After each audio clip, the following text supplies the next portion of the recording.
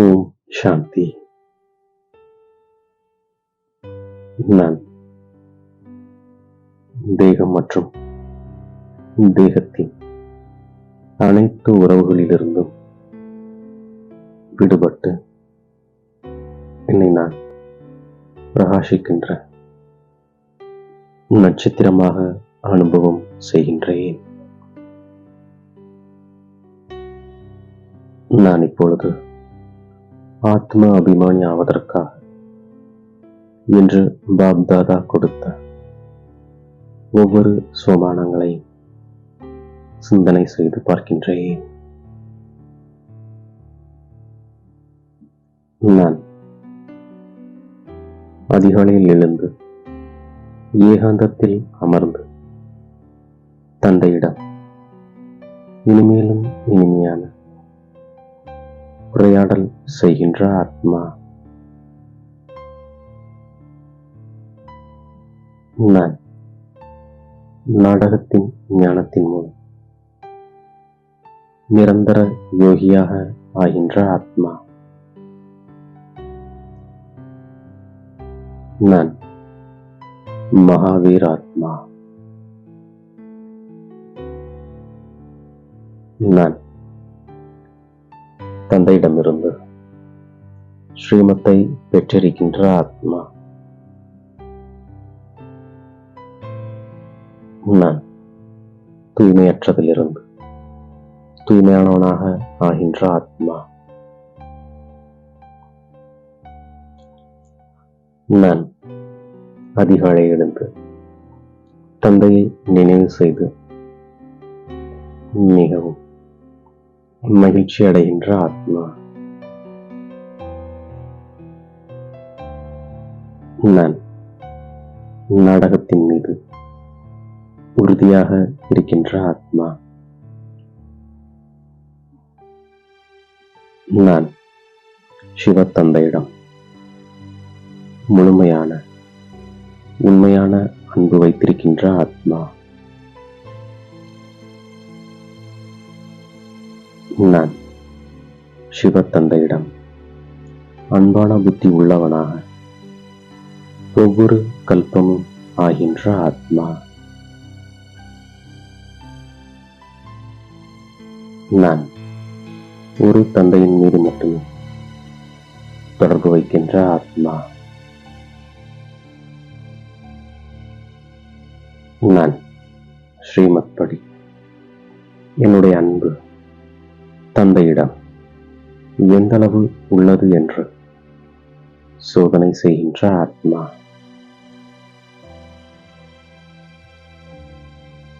நான் தந்தை கிடைத்து விட்டார் என்ற அளவற்ற குஷியில் இருக்கின்ற ஆத்மா. நான் தந்தை உடையவனாக ஆகிவிட்ட ஆத்மா. நான் இல்லற விஷயங்களில் இருந்தபடி தாமரை மலர் போல தூய்மையானவனாக ஆகின்ற ஆத்மா. நான் தூய்மையற்றதிலிருந்து தூய்மையாகி திரும்பி செல்கின்ற ஆத்மா. நான் தந்தையின் வழிப்படி நடந்து தந்தையை நினைவு செய்து ஒரு வினாடியை ஜீவன் முக்தியை அடைகின்ற ஆத்மா. நான் தந்தையை மட்டும் நினைவு செய்கின்ற ஆத்மா. நான் சுயதர்ஷன சக்கரத்தை சுற்றுகின்ற ஆத்மா.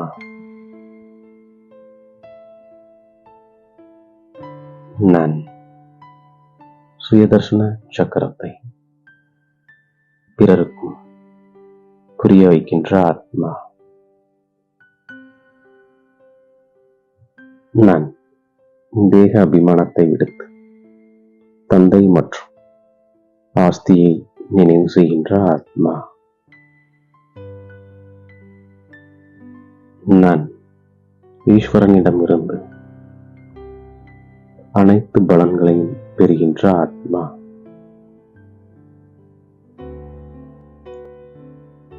நான் தந்தையிடமிருந்து 21 பிறவிகளுக்கு பலனை பெறுகின்ற ஆத்மா. நான் மரணம் முன்னால் நின்றிருக்கின்றது என்பதை அறிந்திருக்கின்ற ஆத்மா. நான் என்னுடையது அனைத்தையும் நற்பலனுள்ளதாக ஆக்கிக் கொள்கின்ற ஆத்மா.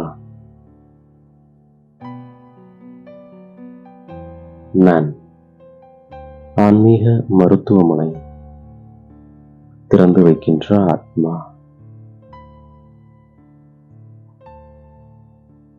நான் ஆன்மீக ஆஸ்பத்திரி, ஆன்மீக கல்லூரியை உருவாக்குகின்ற ஆத்மா.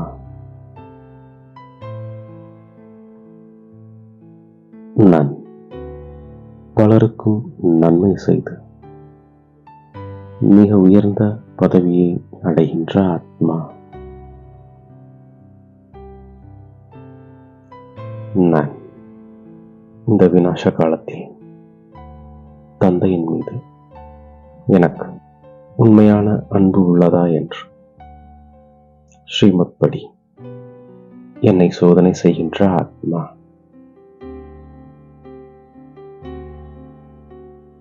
நான் மற்ற தொடர்புகளை விடுத்து ஒருவரோடு தொடர்பை இணைத்துள்ளேனா?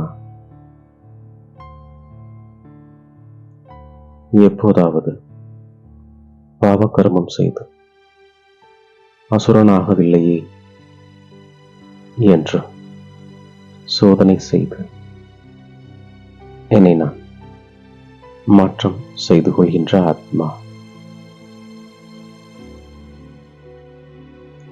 நான் என்னுடைய நிலையை ஒரே சீராக அசைக்க முடியாததாக ஆக்கிக் கொள்வதற்காக நாடகத்தின் ரகசியத்தை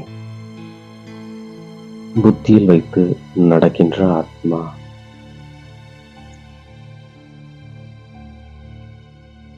நான் அடிக்கடி தோல்வி அடைவதற்கு பதிலாக என்னையே அர்ப்பணம் செய்து மாஸ்டர் சர்வ சக்திவான் வெற்றியாளராக ஆகின்ற ஆத்மா.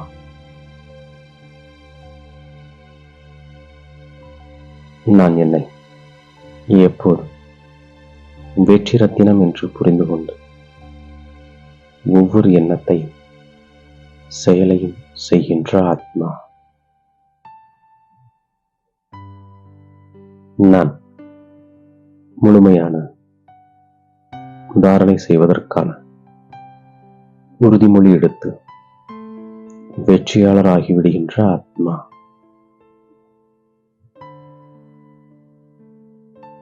நான் எப்போது செய்வோம் என்று சொல்லாமல் இப்பொழுதே செய்து விடுகின்ற ஆத்மா.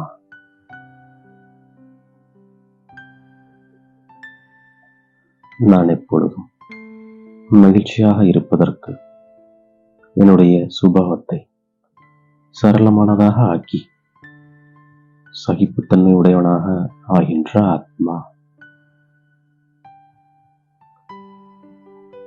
நான் இந்த எல்லையற்ற நாடக மேடையை நான் ஒரு விளையாட்டு வீரன் என்று நடிக்கின்ற ஆத்மா. நான் எந்த விதமான எப்படிப்பட்ட விஷயங்களை சாட்சியாக இருந்து விளையாட்டை பார்க்கின்ற ஆத்மா. நான் சகிப்புத்தன்மையின் சக்தியால் எப்படிப்பட்ட விஷயத்தை ஒரு பொழுதுபோக்காக அனுபவம் செய்கின்ற ஆத்மா. இவ்வாறாக இன்று பாப்தாதா கொடுத்த ஒவ்வொரு சோமானங்களை நான் புத்தி என்ற பையில் சேமித்துக் கொண்டு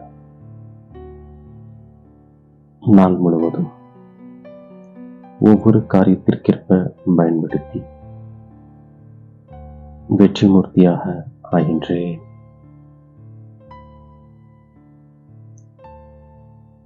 மேலும் தாயும் தந்தையும் ஆகிய பாப் தாதாவிற்கு என்னுடைய கோடான கோடி நன்றிகளை மனதார சமர்ப்பிக்கின்றேன். ஓம் சாந்தி.